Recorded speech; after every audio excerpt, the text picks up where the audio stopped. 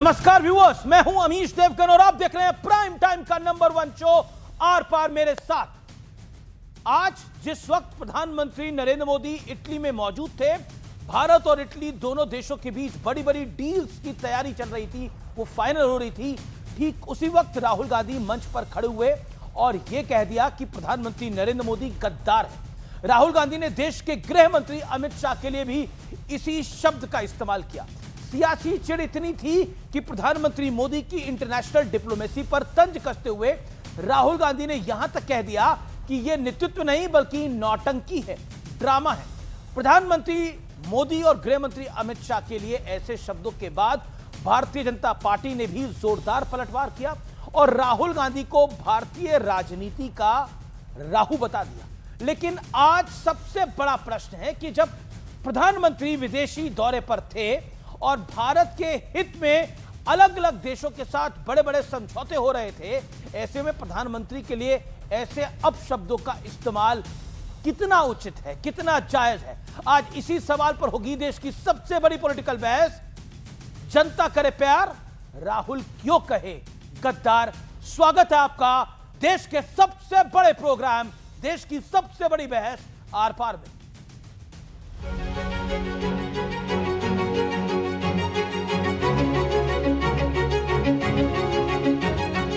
Prime Minister Modi brought us a gift, a very, very good toffee. Mad.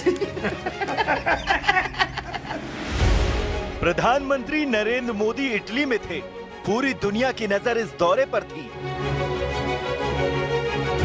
Bharat Italy के बीच कई deal हुई, लेकिन देश के भीतर सियासत की हर मर्यादा टूट रही थी।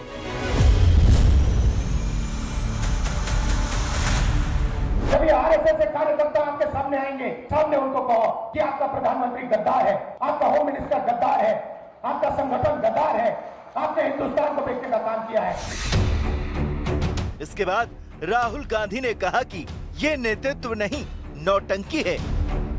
नरेंद्र मोदी कहेगा, रोएगा, जैसे कोविड के समय रोया था, जैसे नोटबंदी के समय रोया था, रोएगा और कहेगा मेरी गलती नहीं है। 1 महीने के अंदर टीवी में आएगा नरेंद्र मोदी, रोएगा। एक के बाद एक कई हमलों के बाद बीजेपी ने भी पूरी ताकत से कांग्रेस और राहुल गांधी पर जबरदस्त पलटवार किया। मैं मानता हूं कि भारतीय राजनीति का आप राहु हैं, जो कहीं न कहीं पूरे तरह से देश की राजनीति की वातावरण को गंदा और दूषित करते हैं। उनका दिमागी संतुलन खराब हो गया। लगातार हारते हारते उनका दिमागी संतुलन बिगड़ गया है।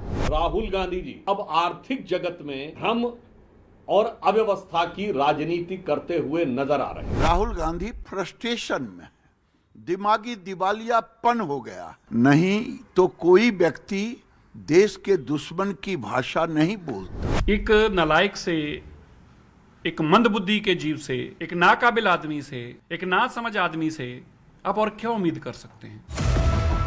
एक मोर्चा अखिलेश यादव ने भी खोला हुआ है। वो कह रहे हैं कि बीजेपी आरक्षण खत्म करना चाहती है, संविधान खत्म करना चाहती है।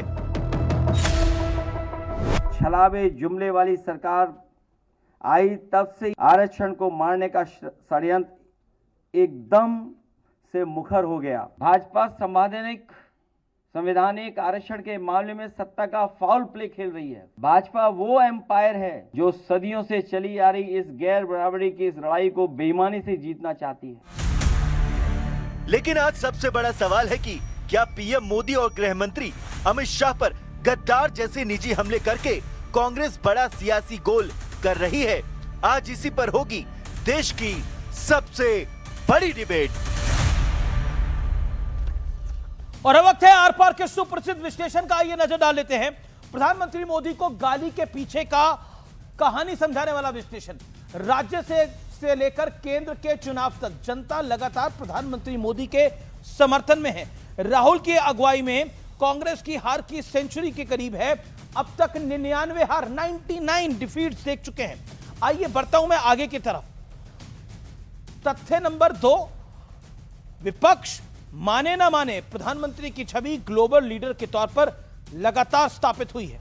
दुनिया का हर बड़ा नेता प्रधानमंत्री मोदी की तारीफ कर चुका है। तथ्य नंबर 3, मल्टीपोलर ऑर्डर में को हैंडल करने में प्रधानमंत्री मोदी अभी तक खरे उतरे हैं।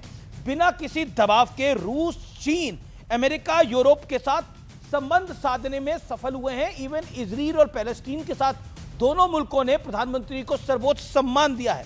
तथ्य नंबर 4, मोदी सरकार के दौर में भारत वर्ल्ड इकोनॉमी का ग्रोथ इंजन बना है और ऐसा वर्ल्ड बैंक तक कहता है। आइए बढ़ता हुआ आगे। मंदी की आशंका के बीच पूरी दुनिया की उम्मीद भारत पर टिकी है, यह हार्ड फैक्ट है। तथ्य नंबर 5 जो कि महत्वपूर्ण है, दुनिया में सबसे ज्यादा सर्वोच्च सम्मान पाने वाले नेता प्रधानमंत्री मोदी हैं।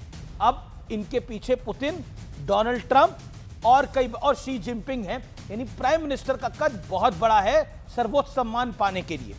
बड़ा सवाल क्या है, क्या मोदी को मिल रहे ग्लोबल सम्मान 140 करोड़ देशवासियों का सम्मान नहीं है? और क्या गद्दार कह के पूरी कहानी राहुल गांधी ने उल्टी कर दी है? मेरे साथ बात करने के लिए कौन कौन जुड़ा है आपको बता देता हूं, लेकिन बड़ी खबर आपको बता देता हूं। प्रधानमंत्री का मेलोडी वाला वीडियो ने नया रिकॉर्ड बनाया है। कुछ ही घंटे में 100 मिलियन व्यूज के पार हुआ है। यह बड़ी खबर है इस समय की, 100 मिलियन के पार हुआ है। और ये एक इंटरेस्टिंग तस्वीरें हैं जो कि सुबह आ जाई और वो वीडियो, अब यही वाला वीडियो 100 मिलियन लोगों ने देखा है, मेलोडी वाला वीडियो। और ऑपोजिशन को हम हमेशा सोचते थे कटे पर नमक लगता है, लेकिन कटे पर मीठा लग रहा है इस बार। आइए हमारे साथ कौन कौन जुड़ा है परिचय करा देता हूं। सुब्रास्त्रा मेरे साथ हैं, जानी मानी लेखिका, राजनीतिक विश्लेषक डॉक्टर अजय आलोक, भारतीय जनता पार्टी के प्रवक्ता नेता, उनका अभिनंदन है। निशांत अनंत, कांग्रेस पार्टी के नेता हैं, प्रवक्ता हैं, अपने हेयर स्टाइल उन्होंने थोड़ा बदल लिया है, उनका अभिनंदन है, अच्छे लग रहे हैं। हमारे साथ प्रियंका कक्कड़ जुड़ रही हैं, आम आदमी पार्टी की नेत्री हैं, डॉक्टर अनुराग गुजरिया हैं, उनका भी अभिनंदन।